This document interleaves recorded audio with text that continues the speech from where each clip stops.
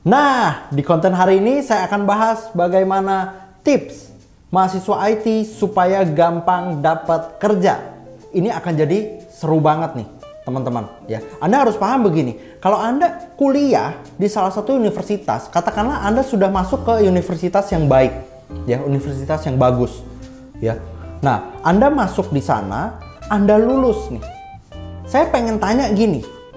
Anda coba pikir, waktu Anda lulus, Anda kan wisuda. Nah, waktu Anda wisuda, Anda lihat dong, wih, temen-temen gue banyak banget nih yang udah lulus. Happy gitu ya. Hura-hura nih, seneng-seneng sama teman-teman seangkatan.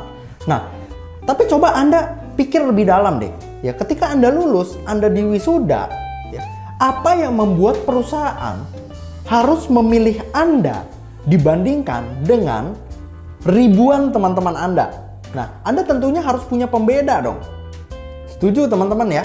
Nah, jadi Anda harus tahu nih, saya mau bagikan tips supaya Anda lebih mudah dapat kerja. Hal apa aja yang perlu Anda perhatikan. Sebelum kita masuk lebih lanjut, ada stigma yang salah. Stigma yang salah ngomongnya kayak gini, IPK mah nggak penting, yang penting skill. Benar atau salah? Saya akan bahas lebih dalam. Hal pertama ya yang harus Anda perhatikan adalah IPK ya. Kita lanjut dari stigma yang tadi. Orang banyak yang bilang kayak gini. Orang yang kuliahnya kacau selalu cari apa? Pembenaran.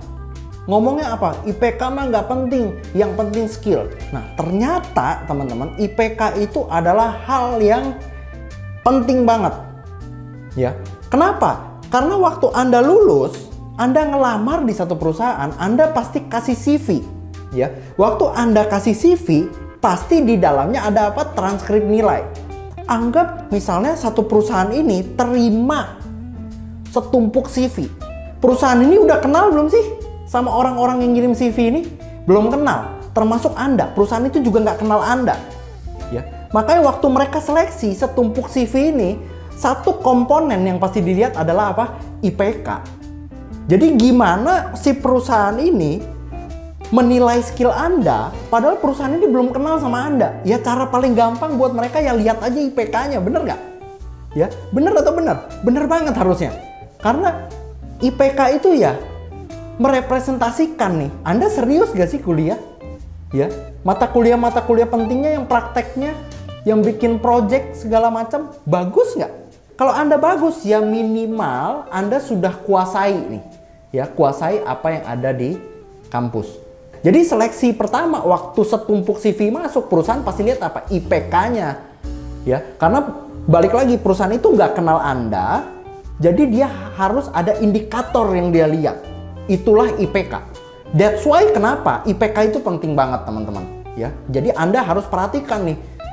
Buat Anda yang lagi kuliah IT, Anda harus perhatikan IPK Anda harus bagus. Ya, jadi kalau IPK Anda udah jelek, IPK-nya 2 lah, 1,5, amsyong teman-teman, pasti susah cari kerja. Ya. Nah, jadi hal apa yang pertama harus diperhatikan adalah IPK Anda harus bagus. Nah, yang kedua ya, yang kedua adalah ini teman-teman. Anda harus punya specific skill. Karena kalau Anda kuliah di IT, Anda akan belajar yang lebih general sebenarnya, ya. Kenapa waktu Anda kuliah di kampus kuliah IT, Anda diajarin yang general? Kenapa? Karena tugas dari kampus adalah membentuk fondasi Anda. Oke, ya. Jadi di kuliah IT Anda akan belajar banyak hal, itu yang jadi fondasi Anda. Kalau Anda udah lulus IPK-nya bagus, fondasinya udah kuat, tapi balik lagi punya specific skill atau enggak. Karena gini teman-teman, perusahaan yang bergerak di bidang pembuatan aplikasi, dia akan mau rekrut orang yang jago buat aplikasi, akan rekrut programmer. Jadi kalau Anda mau masuk ke perusahaan software house, Anda harus jago di bidang pembuatan aplikasi. Ya.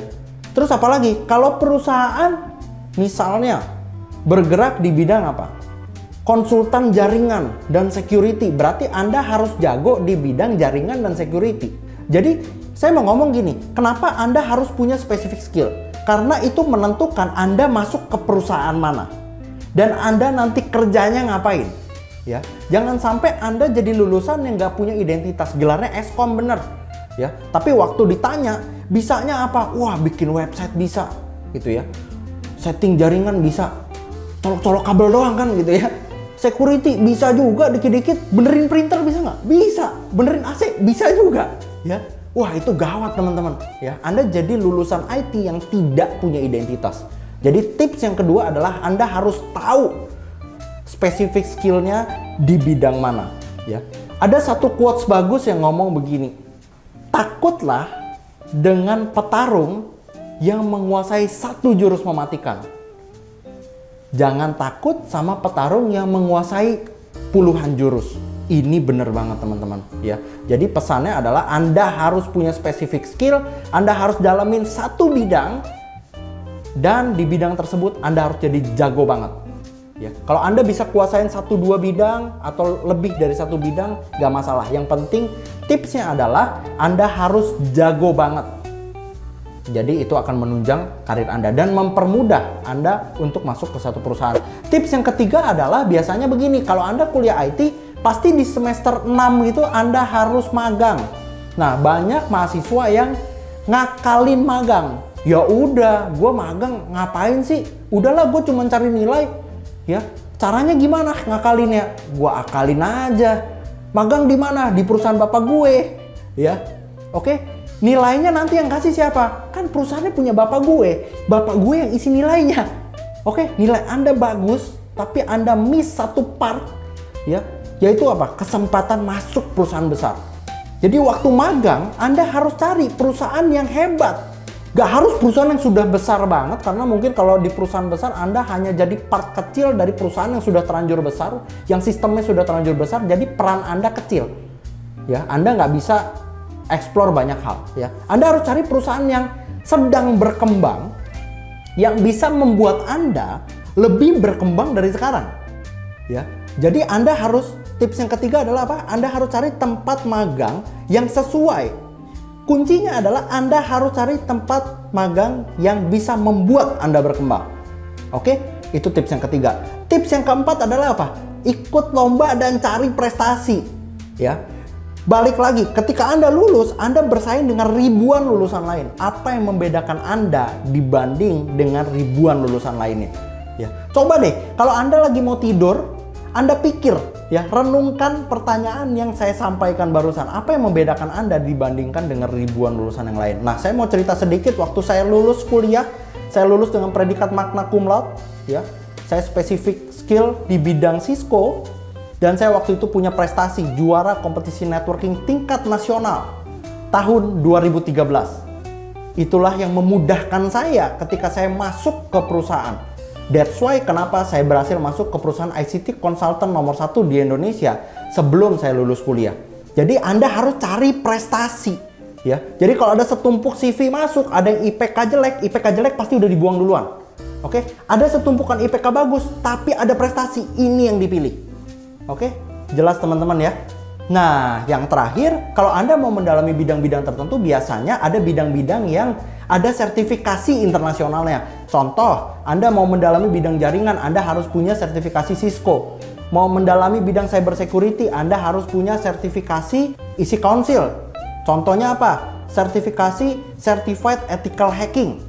Nah, biasanya perusahaan-perusahaan punya standar sendiri ya. Standar minimal nih, kalau mau mendalami bidang jaringan, ya kalau dia mau rekrut network engineer, network spesialis, ada requirement-nya. Minimal memiliki sertifikasi CCNA. Ya. Kalau Anda nggak punya sertifikasinya, Anda punya sertifikasinya yang lain nih. Contoh misalnya sertifikasinya Sisi Tuhan misalnya ya. Nah itu Anda nggak akan diterima kerja teman-teman. Karena requirement-nya minimal CCNA. Jadi Anda harus punya specific skill, cari sertifikasi internasional atau sertifikasi profesi. Nah, jadi tipsnya ada 5 itu ya, teman-teman ya. Saya ulangin lagi, yang pertama nilainya harus bagus, Anda harus punya specific skill. Yang ketiga, Anda harus cari tempat magang yang menunjang Anda supaya Anda bisa lebih berkembang. Yang keempat, punya prestasi, sering-sering ikut lomba. Dan yang kelima adalah Anda harus punya sertifikasi profesi yang biasanya berlaku secara internasional. Jadi kurang lebih 5 itu. Jadi buat teman-teman yang lagi kuliah ya, buat Anda yang lagi kuliah IT, perhatikan 5 tips ini. Kalau Anda terapkan 5 tips ini, dijamin pasti Anda lebih mudah dapat kerja. Buat Anda yang mungkin udah nonton video ini dan Anda berpikir nih, Anda pengen kasih saran, kok Alvin, ternyata ada loh tips-tips yang lain, Anda boleh komen di bawah ini ya. Oke, nah jangan lupa like, komen, dan subscribe. Kalau teman-teman Anda butuh informasi ini, Anda juga boleh share. So, thank you buat Anda yang udah nonton konten hari ini. Semoga bermanfaat dan see you on the next video. Bye!